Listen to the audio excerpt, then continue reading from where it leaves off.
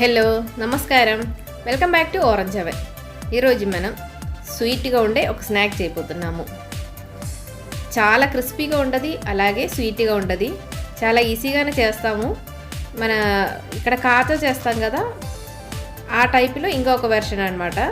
కేరళలో దీనికి మడక్ అంటారు. చూసారు కదా ఎంత క్రిస్పీగా ఉందో. ఎలా చేయాలో చూద్దాం. నేను ఒక బౌల్లోకి 1 కప్పు మైదాపిండి వేస్తున్నాను. అంటే 250 ml కప్పులో 1 కప్పు తీసుకున్నాను. దాంట్లోకి కొంచెం ఉప్పు వేసుకోవాలి. అంటే ఆ పిండికి సరిపోయేటట్టు వేసుకోండి. అర స్పూన్ షుగర్ వేసుకోండి. అలాగే ఒక అర స్పూన్ పసుపు వేస్తున్నాను. లేకపోతే కొంచెం ఎల్లో ఫుడ్ కలర్ వేసుకోవచ్చు. 1 స్పూన్ నెయ్యి కూడా వేసాను. నెయ్యి కానీ ఓయ కానీ ఏదైనా వేసుకోవచ్చు. ముందు ఇది బాగా మిక్స్ చేయండి. నెయ్యిని పట్టేటట్టు బాగా మిక్స్ చేయాలి. బాగా మిక్స్ అయిన తర్వాత కొంచెం కొంచెం వాటర్ పోసుకుండా మనం చపాతీ పిండికి కలిపేటట్టు కలుపుకోవాలి. చూసారు కదా, ఇలా రావాలి.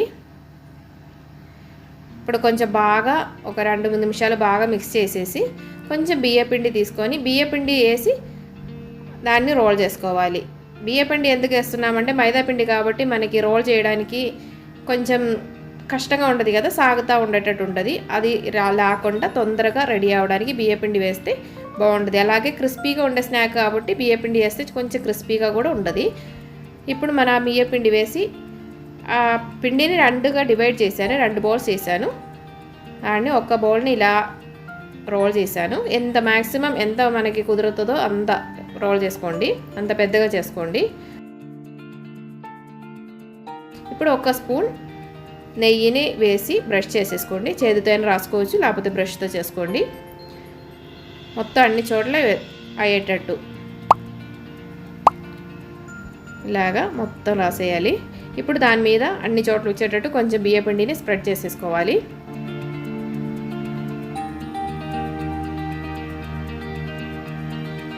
ఇప్పుడు దీన్ని ఇలా మడత పెట్టుకోవాలి. ఇలాగా మొత్తం మడత పెట్టుకోవాలి. ఇప్పుడు ఈ సైడ్స్ని జస్ట్ ఒక్కసారి ఇలా ప్రెస్ చేసేసేయండి.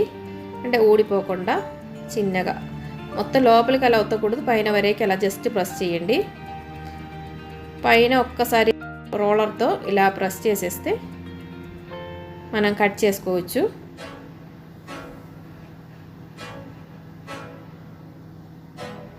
ఇలాగా చిన్న చిన్న పీసెస్గా కట్ చేసేసుకోండి. కట్ చేసేది అలాగైనా ఫ్రై చేసుకోవచ్చు, కానీ ఇలా ఒక్కసారి మళ్ళీ రోల్ చేసామనుకో పొడవుగా బాగా స్లైస్ బాగా తిన్నగా వచ్చింది, చాలా క్రిస్పీగా ఉంటుంది. ఇప్పుడు రెడీ అయిపోయింది. ఇలాగా తీసి పక్కన పెట్టేసేయండి. అలాగే మొత్తం రెడీ చేసుకోవాలి.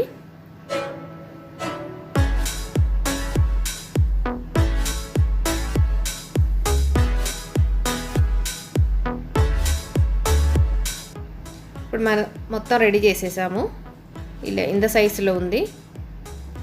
ఇప్పుడు మనం ఆయిల్ పెట్టుకోవాలి స్టవ్ మీద. ఆయిల్ ఓవర్గా హీట్ ఎక్కకూడదు, మీడియంగా ఉండాలి. ఫ్లేమ్ ఎప్పుడు మీడియంలోనే ఉంచుకొని ఫ్రై చేసుకోవాలి, లేకపోతే పైన ఫ్రై అవుతుంది, లోపల క్రిస్పీగా రాదు.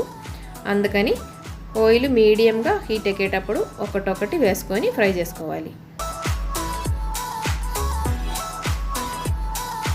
ఆ లేయర్ అంతా విడివిడిగా వచ్చేసిద్ది.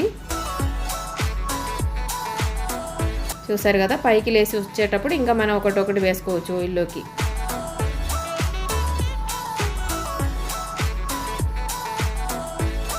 ఇలాగే ఫ్రై చేసుకోవాలి. అప్పుడప్పుడు తిప్పుతూ ఉండండి, అప్పుడే అన్ని చోట్ల ఒకేలాగా ఫ్రై అయ్యేది. ఇది ఫ్రై అయ్యేటప్పుడు లైట్గా కలర్ చేంజ్ అవుతూ ఉంటుంది. చూసారు కదా, కలర్ లైట్గా బ్రౌన్ కలర్ లాగా వచ్చింది. ఇప్పుడు మనం తీసేయచ్చు. ఒక టిష్యూ పేపర్ మీదకి వేసేసేయండి. లోపల మడతలో ఉండే ఆయిల్ బయటికి రావాలి, అందుకని సైడ్ తిప్పి పెట్టేసేయండి. ఇప్పుడు అన్నీ ఫ్రై అయిపోయింది. ఇది చల్లారనివ్వాలి. బాగా చల్లారిన తర్వాతే మనం షుగర్ పాకంలో వేసేది. వేడివేడికి వేస్తే నానిపోయిద్ది. నేను ఒక కప్పు షుగర్ తీసుకున్నాను. ఆ షుగర్లోకి 1/2 కప్పు వాటర్ పోసుకోవాలి. మనకి 1 స్ట్రీమ్ కన్సిస్టెన్సీ రావాలి, అందుకని ఎక్కువ వాటర్ వద్దు, ఒక పావు కప్పు సరిపోయిద్ది. ఇది మిక్స్ చేసి బాయిల్ చేయండి. బాగా బాయిల్ అయినప్పుడు ఒక అర స్పూన్ ఇలాచీ పౌడర్ వేసేయండి. ఫ్లేవర్ ఏదైనా వాడుకోవచ్చు, వెనిలా ఎసెన్స్ కానీ పైనాపిల్ ఎసెన్స్ కానీ ఏదైనా వాడుకోవచ్చు, కానీ మన ట్రెడిషనల్ టేస్ట్ అనేది ఇలాచీ పౌడర్తోనే వస్తుంది. ఇప్పుడు చూడండి 1 స్ట్రీమ్ వచ్చిందా అని, చూడండి వచ్చింది కదా.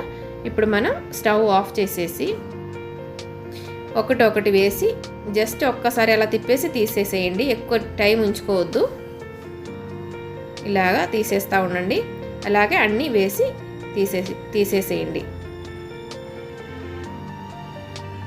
ఎక్కువ టైం ఉంచుకోవద్దు. అలాగే ఒక 5 నిమిషాలు చల్లారితే ఇలా క్రిస్పీగా మొత్తం షుగర్ అంతా పట్టేసి చాలా బాగుంటుంది. చూసారు కదా, చాలా డ్రై అయిపోయింది, షుగర్ అంతా పట్టేసింది. సౌండ్ చూడండి, చాలా క్రిస్పీగా ఉంది.